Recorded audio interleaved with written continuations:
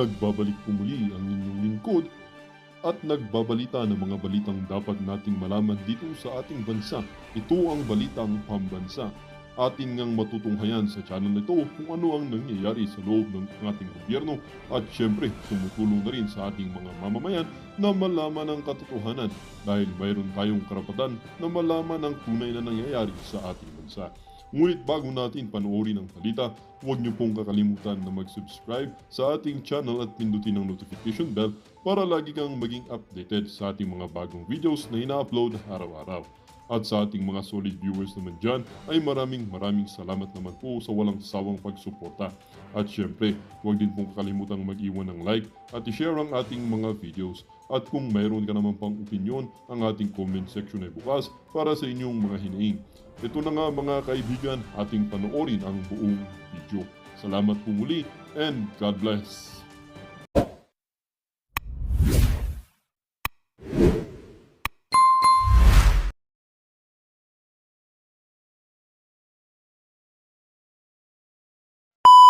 Itong si Ma'am Ambisyosa. Sir Jordan Cabico, Inday Chinita, maraming salamat po sa pagsuporta sa PH Update at dito kay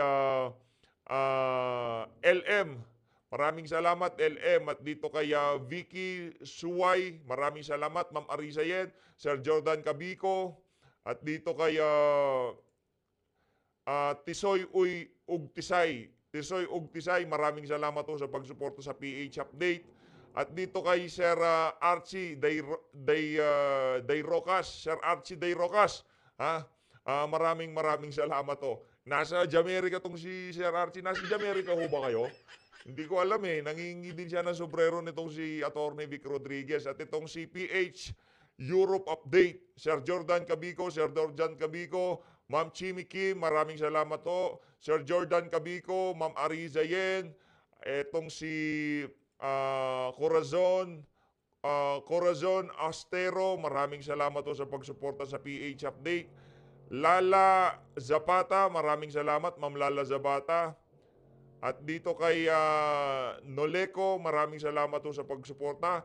Ma'am Nancy Fukumura, maraming salamat po sa pagsuporta sa PH Update. At dito kay Juris Vernil Veroy, maraming salamat po sa pagpapakulay. Natambakan ho tayo kaya bibilisan lang ho natin. At dito kay Sir Jordan Cabico, palakpakan ho muna natin lahat ng mga kababayan nating nagpakulay sa mga nakalipas nating video, no? Shoutout, mega love shoutout at sa mga nag-like, nag-share, nag-subscribe. Sa mga nag-subscribe next week pipili na ho tayo kung kano ho natin papadala yung mga sombrero natin nitong si Atty. Vic Rodriguez. Kung sino yung mga pagbibigyan natin. Kung nakasubscribe na ho kayo, posibleng isa ho kayo sa ating mapadalhan, no? Kasi limitado lang ho kasi ito eh. Pero tanungin natin itong si Madam Pamela kung makakapagpa-imprenta pa tayo ng kagaya nito. Para marami ho tayong maipamimigay na sombrero nitong si Atty. Vic. Di ko naman kasi alam na gusto nyo. Kung alam ko lang na gusto nyo, pinanghingi ko na rin kayo. Kaninong sombrero ba gusto nyo? Para maipanghingi ko kayo. Ano ko to? Para tayo nga ang hirap-hirap makakuha, no? Ilang linggo ba? Bago natin nakuha. Tapos ngayon, manghihingi ka para ipamigay, pambihira talaga ito si PH. Madam ano pa nito, mga 10 pang ganito, no? Para marami tayong mabigyan bago mag-election, madam. Yung mga taga-Amerika, taga-Japan nanghihingi din siya. Hirap naman ito. Tingnan natin gagawan natin ng paraan. Pero ang sigurado natin dito, kung kaya natin makapagpa-imprenta kahit siguro mga 20 ganito o 10.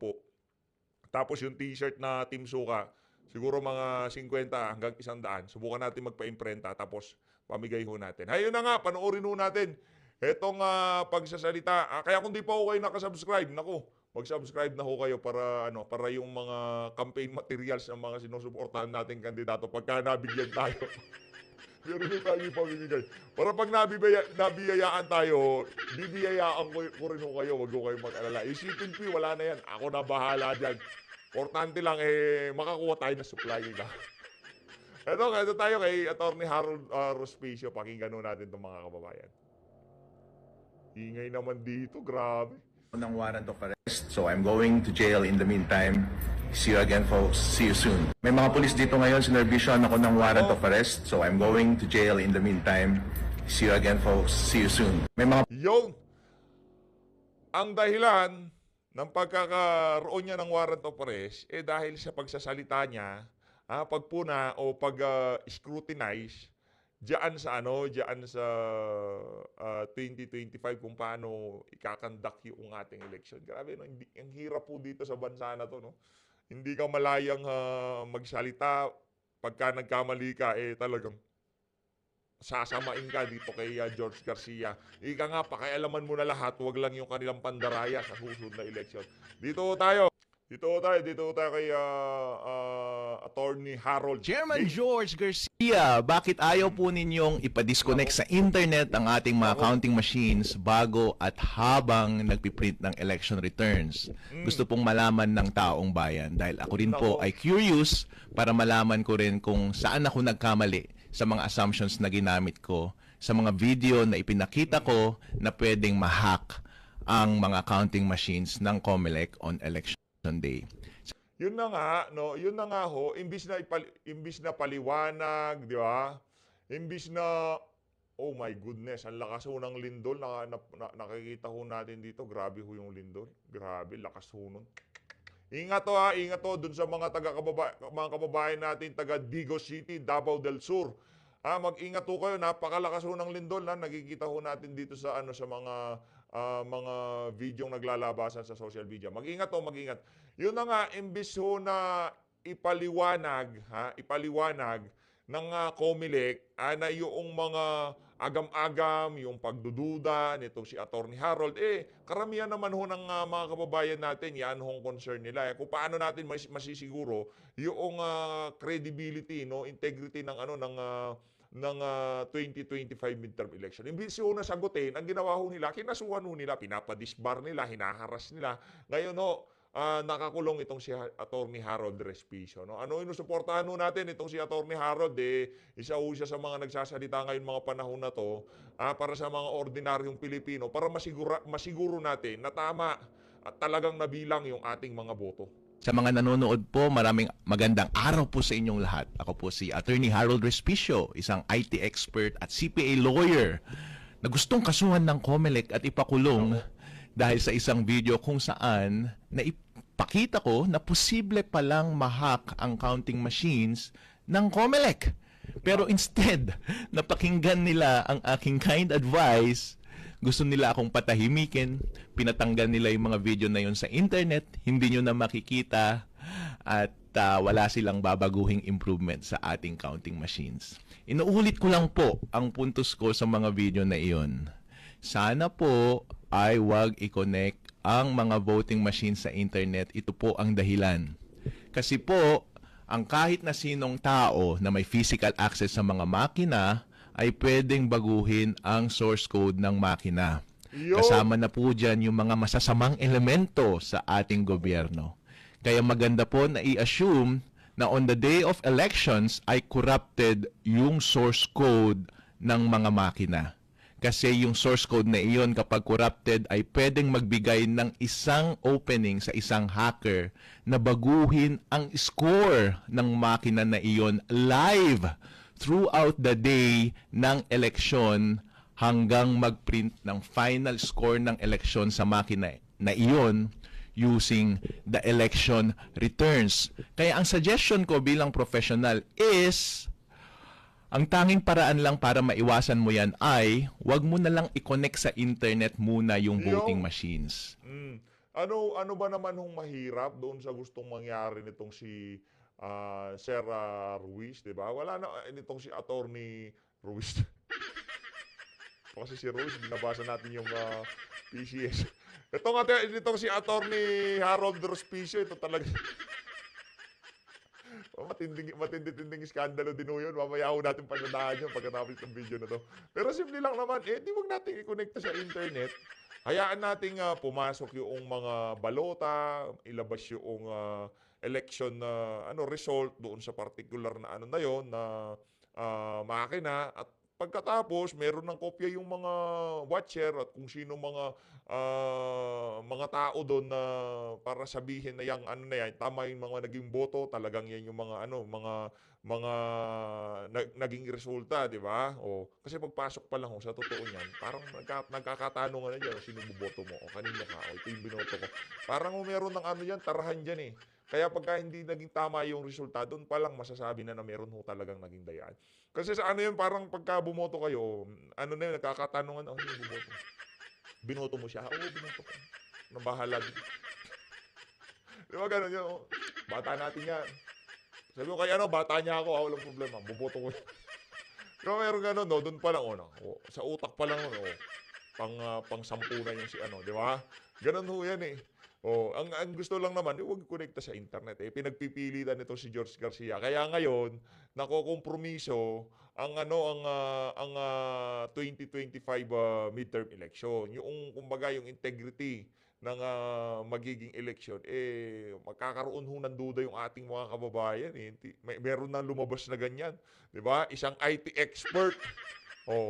Naglabas ng kanyang naglabas ng flowchart, kumbaga na i-demonstrate niya kung paano mahahack o hindi naman yung mismong source code ng mga makina, yung kumbaga yung teorya o yung kung paano gagawin yung panghahack. Ipinakita ho nitong si Attorney Harold. Imbis ho na gawin siyang consultant para maging secure lalo ang ating ang ating eleksyon. Ang ginawa ho nila, kinasuhan nila ito. Dahil ho ba yan doon sa ipinakita niya na talagang posibleng mangyari at nataranta ang COMELEC na baka subukan nga ng mga hacker yung sinasabi nitong si Attorney Harold Respicio. Yun ho ba ang kinabuisit ng nitong COMELEC? Pinakita ho nitong si Attorney Harold yung kahinaan ng gagawing botohan sa Mayo. At the start of the day at habang nagbobotahan yung tao at habang nagpiprint ng election return. Para walang access yung hacker doon sa makina. Para yung ipiprint ng makina ay yung totoong resulta ng eleksyon. At kapag naiprint na yung totoong resulta ng eleksyon, gamit yung mga election return at may kopya na ang ating mga watcher, malamang yung isesend na rin ng makina doon sa server ng COMELEC ay yung nagmamatch doon sa election return. Dahil magkakagulo po tayo kapag yung kopya na nahawak ng election na return ng mga watcher ay iba sa resulta ng mga COMELEC servers. Yun lang po ang suggestion ko, Chairman George. Ang sinasabi po ninyo na 100% unhackable ang ating counting machines. Wow! Imposible ho yun. Pagka gano'n, sinabi ng isang individual na ang isang computer system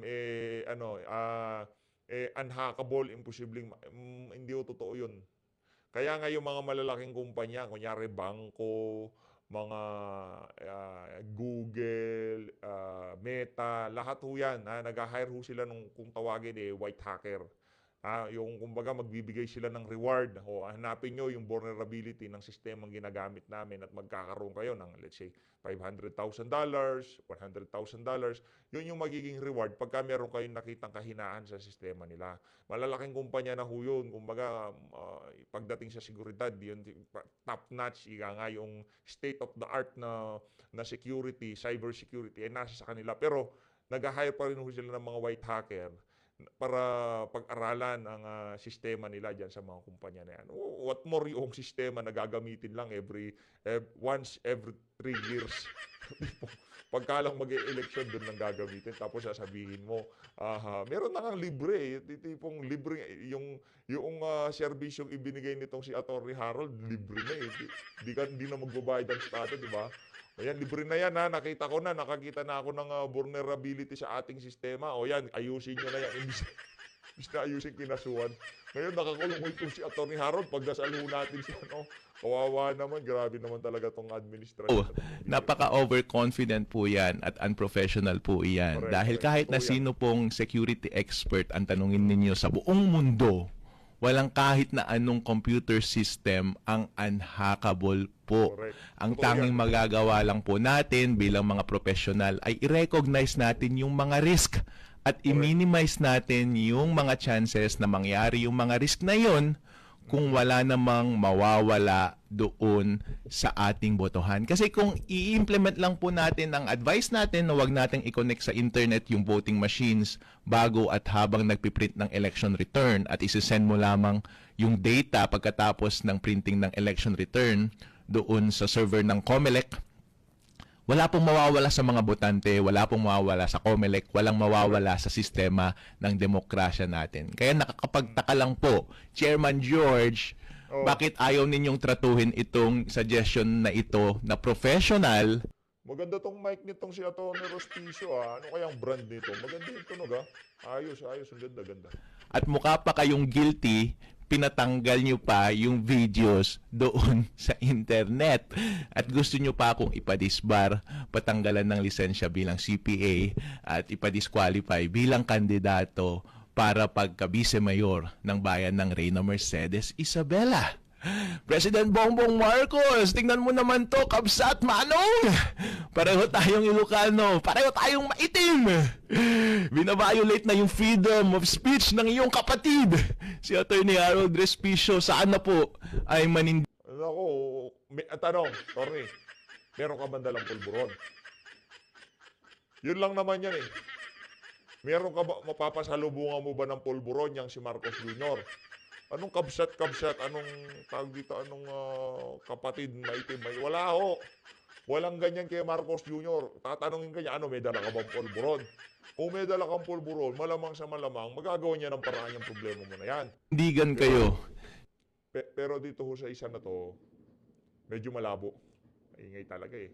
Teka lang ho ha. Sa aking mga kababayan dito sa ating bansa, maraming salamat po sa inyong suporta. Nabasa ko po ang inyong mga mababait na mensahe sa akin. Gusto ko pong malaman ninyo na kayo ang nagbibigay ng lakas sa akin sa panahong ito. Kay Chairman George Garcia, ito po ang mensahe ko sa iyo, Sir. Sana magtulungan po tayo, wag po sana tayong mag-away. Dahil ako naman po ay open na makipag-usap sa inyo. Ang gawin po natin ay pagsama-samahin natin ang lahat ng mga eksperto at pinakamagagaling sa ating bansa para tignan ang vulnerabilities ng ating mga counting machines para tayong lahat sama-sama na ibalik ang kumpiyansa ng publiko sa ating eleksyon. Ayun, napakalinaw ho. Ayos yung mga litanya na yon itong si Atty. Harold Respicio. Dito ho sa bahagi ng video na to, punta naman ho tayo dito kay Binibining Maharlika. Mga darling. Pero malupit pala ang ginawa ni Bukangkang. Nako. Maliban pa sa mga, well actually nasa blind item ng politiko, no? Ewan ko sa mga politiko. Ba't dito pangalanan niya mga yan? Masyado naman kayong safe or naduduwag ba or whatsoever. Ngayon, basahin muna natin ang Chika Boom Boom. Okay? Ang Chika Boom Boom ng politiko. Okay? Politiko PH. Politiko whatever. Okay? So ngayon, mga hitad, ito ang mga eksenang kaganapan. Alright. Si Bukangkang, ayan, si Bukangkang Kangkang. Okay, doke. Okay. Okay, doke. Alright. So, sabi dito, may mga balita pa pala dito. Teka lang muna. Abante, 1 hour ago, ang gulo sa loob ng Presidential Communications Office ay hindi nagpapakita ng pag-aayos sa ngayon kung saan ang bagong hinirang na Communications Secretary J. Ruiz ay naghahanap sa pagsisiyasat sa mga posibleng conflict of interest. Let's talk about conflict of interest later. Ngayon, mga palangga, ito palang si Bukangkang ay talagang gumagawa ng eksena at mahilig mag-record. Okay? Mag-record ng mga audio, video ng mga tao na nakakasalamuhan ni Bangag. Maaari siguro ginagawa niya talaga yon para gamitin niya against Lee Zatanas. Hi, MVG. How are you? You know who you are. You're watching. Thank you, my darling. All right. From Bicol region. All right. Tignan natin to. Okay. Masaya ba kayo dahil sinibak na si Bukangkang? Okay. Ngayon, eto mga hitad, ang mga eksena ng kaganapan. Kailang, anong oras to? March 2. Ano na ba kita ngayon? March 2 pa lang dito, ha? Bilis ng karma. Okay? Galing ito sa politico.com PH. Babasahin ko lang yung kanilang eksena at papangalanan natin. An ambitious senior government official, okay? An ambitious senior government official referring to, according to my source, ito na nga si Emerald Bukangkang. Alright, has reportedly lost her job amid a major transition with her agency as a consequence of her own political maneuvering. Okay? So mga palangga, ang ginagawa pala ni Bukangkang, talaga namang nagre-record siya ng, let's say, conversation.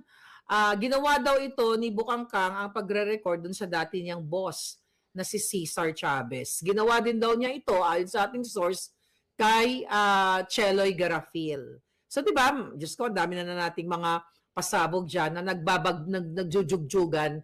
Kasi nga, ever since, ay gusto ni Bukangkang na maging head ng PCO. Hindi ko nga alam ba't hindi ginawa ni Lisa Tanas ng head ng PCO yan dahil head yan ng mga trolls. Dahil sinabi mismo ni Bangag Jr., nung pag-upo, nung hindi sila pinapansin ng media, ay si Emerald Bukangkang ang head ng trolls. At totoo yan. Dahil sabi ko nga sa inyo, nagme-message yan sa akin kung ano ng mga gusto niyang i-share. Pero I don't follow orders, lalo na sa mga Bukangkang at hindi naman ako pasweldo ng mga buwaka ng GNMS. Ayon sa Politico PH, according to The Grapevine, okay, ito nga si ambitious senior governor, or tinawag niyang AS, had her sights set on replacing beleaguered boss, BB. Ito daw ay si Chavez noon pa ito. Nung hindi pa umaalis si Chavez. And attempted to secure the coveted position by driving a wedge between BB and powerful official PO. So, sino itong si BB at sino si powerful official?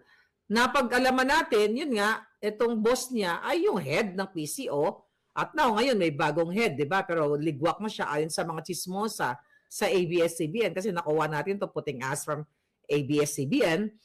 Ngayon, itong powerful official na ito na sinasabi maaring ito ay si Lisa Tanas. Well, hindi siya official, 'di ba? Wala namang pwesto 'yan, pero 'yan ang presidente ninyong Lisa Tanas kidnapper. Pwedeng si Bangag, pwedeng si Bersamin. Okay, tuloy natin report. Her strategy secretly recording powerful official, okay? Criticizing BB's performance, yung boss niya, okay? Bukangkang, ito word ko na lang to, allegedly sent the audio file to BB hoping to spark outrage and a confrontation between the two. So, ang ginagawa niya, ang sistema niya, wag natin ito tapusin yung kasi alam ko na yung chichika ko sa inyo. So, ang ginagawa niya, yung kanyang head, okay, at ang kanyang, yung head sa PCO, at yung boss niya, it's either si Lisa Tanas, si Bangag, o si Bersamin, ay pinag-aaway-away niya. Pero, ang nag-trigger, ayon sa ating Juting Jahas, ng pagligwa kay Bukangkang, dahil nahuli siya mismo ni Bangag na nagre-record doon sa closed door meeting sa isang sa isang world leader, okay, naka-meeting ni Bangag Jr. So ayon sa ating Juting Jahas sa loob ng PCO, sabi ko sa iyo, hindi lahat kaaway natin diyan habang nagko-close door meeting, mga hitad. Okay, basahin natin tong information Excuse-moi. So, ito. Alright, tignan natin. Basahin natin ang information ng ating mga Juting Jahas. Diba? Siyempre, ang alindog natin ngayon, kumakabog. Diba? Matindi ang antipara ngayon itong si Tita Maharlika. Tita ho yan, tita. Iba yung ano niya iba yung antipara niya ngayon . Okay. Alright. Sabi niya dito, kailan ba ito message sa akin? Okay. Itong message na ito, anong date to? February 26 pa ito. Okay? Ayon sa ating Juting Ahas, si Marcos Jr. na mismo ang nagligwak kay Bangag.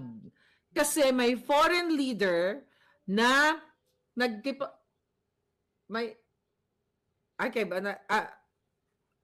ang tawag dito? So ano sinabi ko? Si Bangag na mismo ang nagligwak kay Bukangkang. Alright?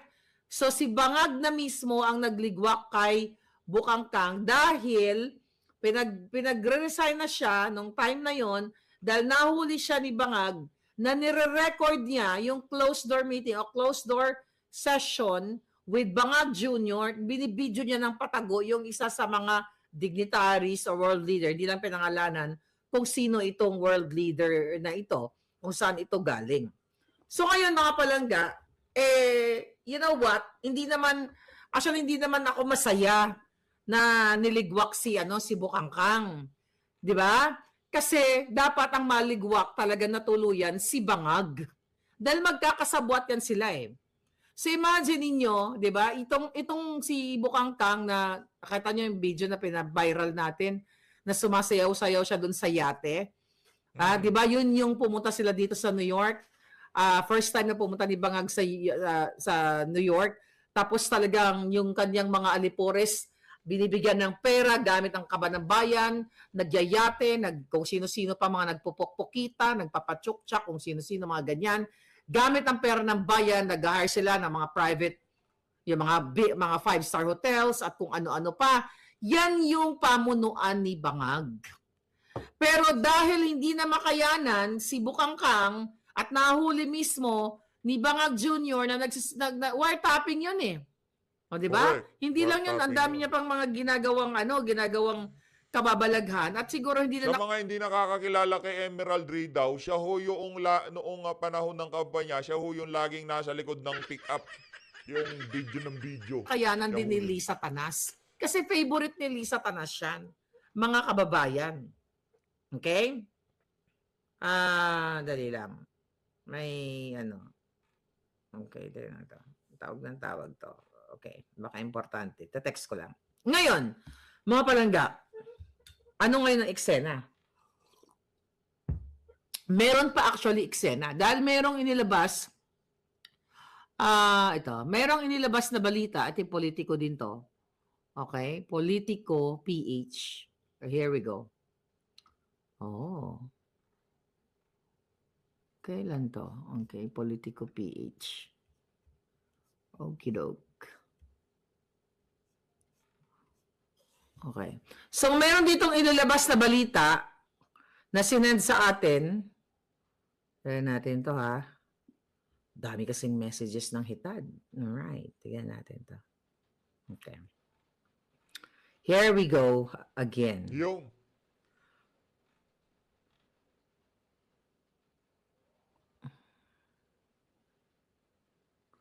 I love you, baby. Okay. So, ito ang mga eksena ng hitad. Mga palangga, napag-alaman natin na blind item din to ng PCO, okay? Na itong palang ng PCO, ng Politico, ito palang si Bukangkang, pag pumupunta ng US, like yung kasabay niya si Bangag, yung mga visit nila dito. Pag uwi nila ay may bit-bit na 5, mga minimum of 5 balikbayan boxes. Okay? Ang tanong ng mga ng mga puting ahas natin, bakit inaalaw ni Bangag Jr. at ni Lisa Tanas na magbitbit si Bukangkang ng 5 balikbayan box? Actually, hindi lang siya. Halos sila may mga kanya-kanya binibili. Number 1, ano ang laman ng balikbayan box? Ng mga 5 balikbayan box. Bakit ito kinakarga sa, during the travel of the President Bangag? Siyempre, number 1, para maiwasan ang pagbayad ng tax. At ginagawa nilang lahat yan ng mga kabangagan ni Bangag. 'di ba, nagpupuslit kung ano man ang mga epektos from the US o kung ibang mga bansa, let's say Europe, kung saan man sila magpunta, at pinapasok ito sa Pilipinas, mga kababayan. So ngayon, kaya siguro tuloy-tuloy na at marami nang nasusuka dito kay Bukangkang, kaya tuluyan na siyang sinibak. Pero ang question, bakit walang balita about it? Okay? Bakit walang balita about it? I'm gonna gorgor one time, big time to. Ayan. Now, I'm so happy because I gorgored one. I gorgor you, okay? Ngayon, mga kababayan, ayon sa ating Juting Jahas, itong ginagawa ni Bukangkang ay yung pagre-record ay hindi lang ngayon o nakaraan. Talagang simula noon pa. Kaya nga, baka ipagurgur ka ni Lisa Tanas, Nako. Bukangkang. Naku po, kung ako dito kay Bukangkang, ibukangkang mo na lahat, ika nga, ilabas mo na lahat ng kailangan mong malabas, no? Ika nga, ilaglag mo na yan si Kokak. Kung ano mang pinanghahawakan mo sa kanya, kung wala na ho kayo, hindi nyo na mailalabas yan.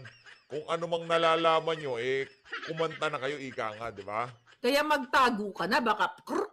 Kasi, Yari. napag-alaman na marami daw siyang mga recordings at marami siyang mga video na pasikreto. At ito ay pina-forward niya, kaya nga nakakarating sa akin yung iba. Okay? So ito ngayon ay kaya nga nagkakagulo na sila eh. Dapat nga matagal at dapat talagang kung sino ang sumunod o susunod na mamumuno after the bangag, maybe soon, maybe 1 month time matapos na yung kaputahan nila lahat, ay imbestigahan itong si Bukangkang at iba pang mga PCO na even yung mga tinanggal, okay, na nakipagsabuatan, na kumamal ng pera ng bayan. Alright? So dapat talaga ito ay imbestigahan lahat ng mga ito dahil ang pinakinabangan nila dito, mga palangga, mga kababayan, ay pera ng bayan. So yaan ang nakikita natin na dapat talagang susugin itong mga jutang Genemes na attach. Dahil patuloy nilang ninanakaw o patuloy nilang winawalang hiya itong ating kaban ng bayan. Bakit kamo? Dami mga eksena kaganapan, di ba? Kasi itong babaeng ito, according sa ating source, mga kababayan, ay talagang gumagawa ng eksena, chismis, video at kung ano-ano ang mga kajotahan diyan sa diyan sa pangalan nito, diyan sa PCO. Ito nga, sabi nga nito, ang sabi dito, mga palangga, etong blind item, politiko dito. Malacanang officials, secret funds steer controversy. Who is this official in Malacanang allegedly holding unliquidated funds worth half a million pesos from, sabi dito, his official travel abroad with President. His, di ba, nakalagay, his meaning lalaki, pero hindi po ito lalaki. According to our source, kasi blind item to si Bukangkang ito. Ang question ko, ang liit nga ng kalahating milyon Baka naman 500 million yan, di lang natin alam. Anyway, based on the blind item ng politiko ay kalahating milyon yung unliquidated funds. Barya lang ito, pero pera pa rin ito ng taong bayan. According to the source of politiko, sabi dito, this official is said to be quiet, intense during official trips.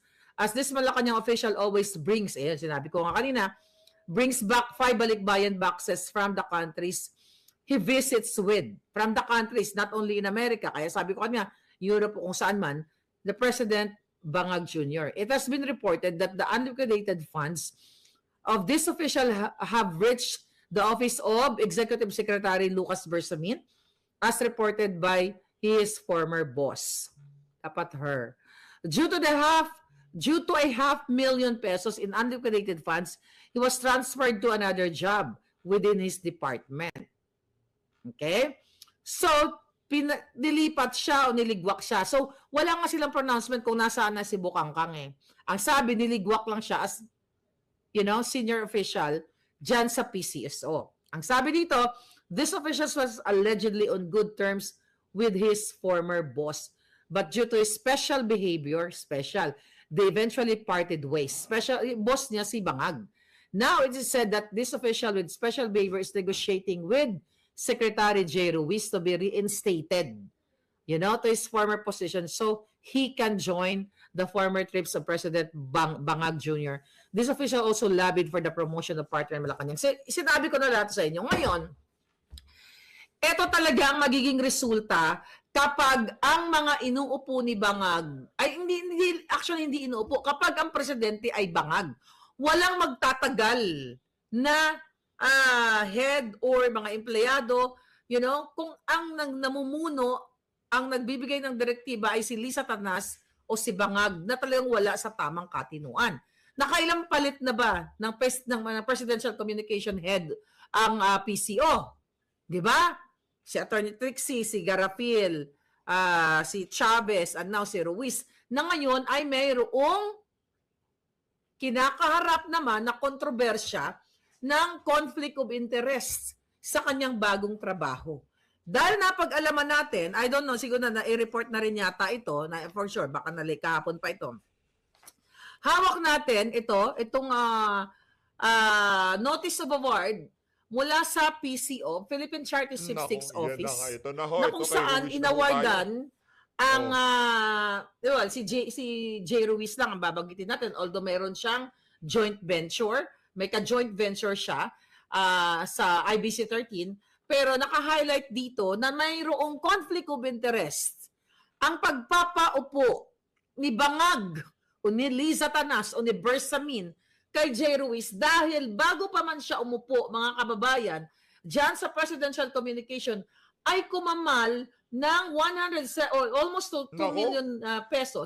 Teka lang ha, mega love shoutout dun sa kababayan natin nagpa 772,000 subscribers sa atin. Maraming salamat to. Mega love shoutout. Kung sino ka mang nag-subscribe ng mga 772,001, mabuhay ho kayo. 200 million.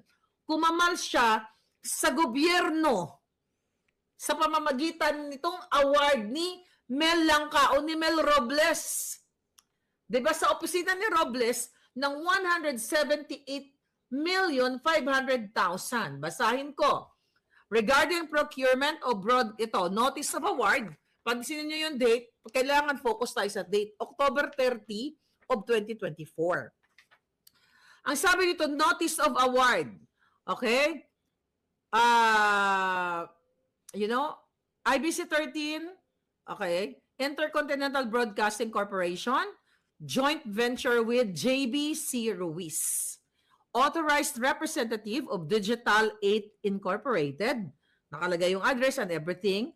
Ang sabi dito, this is about the procurement of broadcast production and transmission to TV network of PCSO Lotto Draws and other games and programs. So meaning, itong Digital 8 Incorporated ni J. Ruiz, di ba? October, November, December, January, February, March. Like 4 months, bago siya in-appoint, mga kababayan, ay kumamal ng kontrata si J. Ruiz ng almost 200 million or to be exact, 178,500,000 kung saan itong kanyang baby o bagong-bagong kumpanya, mamaya titignan natin yung date kung kailan nag-start at kaduda-duda talaga, ay pumirma ng kontrata sa PCSO na kung saan ang mga games, lotto draws ay i-ere sa kanyang broadcasting company or itong ang Digital 8.